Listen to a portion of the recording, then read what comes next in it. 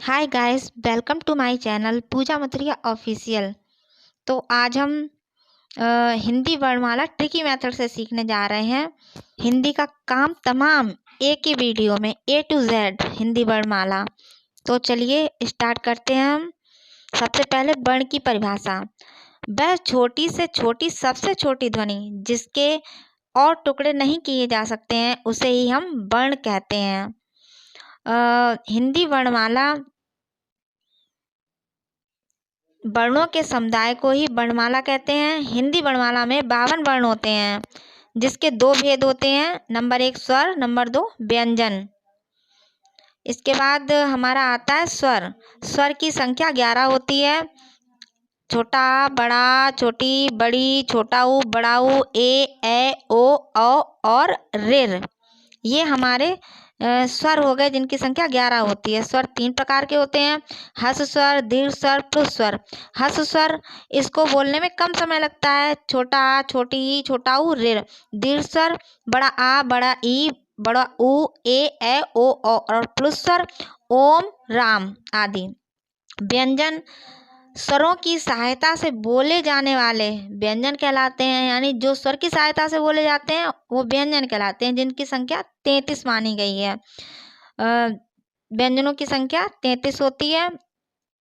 तो आगे हम जानते हैं कि व्यंजन स्वरों की सहायता से बोले जाने वाले ही स्वर व्यंजन कहलाते हैं। उच्चारण के आधार पर व्यंजन कंठ व्यंजन, तालव्य व्यंजन, मूर्धन्य व्यंजन, दंत व्यंजन और ओष्ठ व्यंजन। कंठ व्यंजन कंठ से बोले जाते हैं। का, खा, गा, घा, ड़ा। तालव्य व्यंजन तालू से बोले जाते हैं। चा, छा, जा, झा या शा या। मूर्धन्य व्यंजन टा, ठा, डा, डा, ड़ा और सा। दंत व्यंजन दांतों से बोलते हैं। हमारी जीभ दांतों पर लगे उसे हम दंत व्यंजन कहते हैं। ता, था, दा, धा, ना। और ओष्ठ व्यंजन जिसे बोलते समय हमारे ओंठ आपस में लगते हैं उसे हम ओष्ठ व्यंजन कहते हैं। पा, फा, बा, भा, मा ये हमारे ओष्ठ व्यंजन कहलाते हैं। इसके बाद अंतस्थ व्यंजन और उष्म व्यंजन, संयुक्त व्यंजन, आगत व्यंजन। इनकी संख्या बताते हैं हम आपको। अंतस्थ व्यंजनों की संख्या 4 होती है जो है या, रा, ला, वा। उष्म व्यंजनों की संख्या भी 4 होती है जो है सा, शा, शा, हा।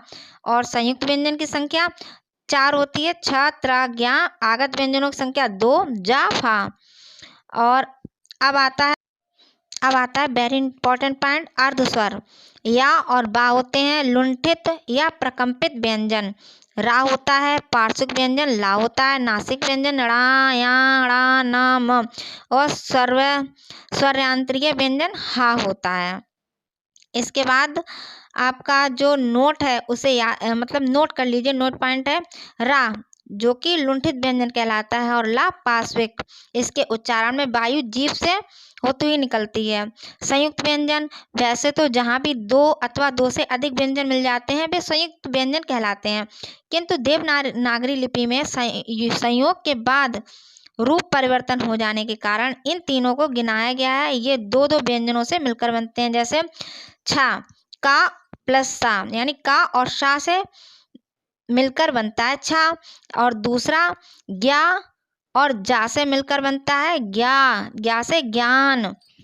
त्रा, ता और रा से मिलकर बनता है नक्षत्र। अयोग वाह वर्ण कौन से होते हैं? अंग और आहा अयोग वाह वर्ण होते हैं। अनुस्वार अंग और विसर्ग आहा। इसमें अंग जो है उसमें अनुस्वार के लिए प्रयोग किया जाता है और आहा है वो विसर्ग के लिए प्रयोग किया जाता है। अंग अनुस्वार स्वर के बाद बोला जाने वाला हलंत। अर्धध्वनि अनुस्वार कहलाता है, जैसे प्रपंच, कंठ, छंद आदि में जो ऊपर बिंदी लगती है वो। और विसर्ग अंत में लगते हैं। महाप्राण सूचक एक स्वर है, जैसे प्रातः, अतः, संभवतः इत्यादि। ये सब जो है विसर्ग अंत में लगते हैं। समृत और विव्रत स्वर। समृत स्वर के उच्चारण में मुख द्वार सकरा हो जाता है। ये संख्या में 4 होते हैं, छोटी, बड़ी, छोटा ऊ, बड़ा ऊ। इसके बाद आता है आपका अर्धसमृत स्वर। अर्धसमृत स्वर के उच्चारण में मुख द्वार कम सकरा होता है। ये संख्या में 2 होते हैं, ए और ओ। और इसके बाद आता है विब्रत स्वर। विब्रत स्वर के उच्चारण में मुख द्वार पूरा खुला होता है। ये संख्या में 2 हैं, आ और आ। आ और आ। विब्रत स्वर के उच्चारण में मुख द्वार पूरा खुला रहता है। ये संख्या में 2 होते हैं। हिंदी में कुल कितने व्यंजन हैं? अब मैं आपसे क्वेश्चन आंसर पुट अप करूंगी, जिसे आपको बताना होगा। आप अपने मन में ही सोच के रखिए। चलिए मैं ही इसके आंसर बता देती हूँ। हिंदी में कुल कितने व्यंजन होते हैं? 36, 33, 35, 34, यानी हिंदी में 33 व्यंजन होते हैं। नेक्स्ट, या कैसा व्यंजन है? स्पर्श, अंतःस्थ, ऊष्म या संयुक्त? तो या अंतःस्थ व्यंजन है। नेक्स्ट, स्पर्श वर्ण कितने हैं? 23, 23, 24, 25। स्पर्श वर्ण 25 होते हैं। क्वेश्चन नंबर 4, जो व्यंजन 2 या 2 से अधिक व्यंजनों से मिलकर बनते हैं उन्हें कहते हैं हम संयुक्त व्यंजन। क्वेश्चन नंबर 5, जिन वर्णों का उच्चारण बिना किसी अवरोध के तथा बिना किसी दूसरे वर्ण की सहायता से होता है उसे हम क्या कहते हैं? वर्ण, अक्षर, स्वर, व्यंजन। तो उसे स्वर कहते हैं हम। नेक्स्ट क्वेश्चन, छा कैसा व्यंजन है? स्पर्श, अंतःस्थ, ऊष्म या संयुक्त? तो छा जो है हमारा है वो संयुक्त व्यंजन है। नेक्स्ट क्वेश्चन नंबर 7, जो बिना किसी अन्य वर्ण का आधार लिए नहीं बोले जा सकते हैं वे होते हैं अयोगवाह। ऊष्म वर्ण कितने होते हैं? 7, 5, 4, 3। तो ऊष्म वर्ण जो हमारे होते हैं 4 होते हैं, शा, शा, शा और हा।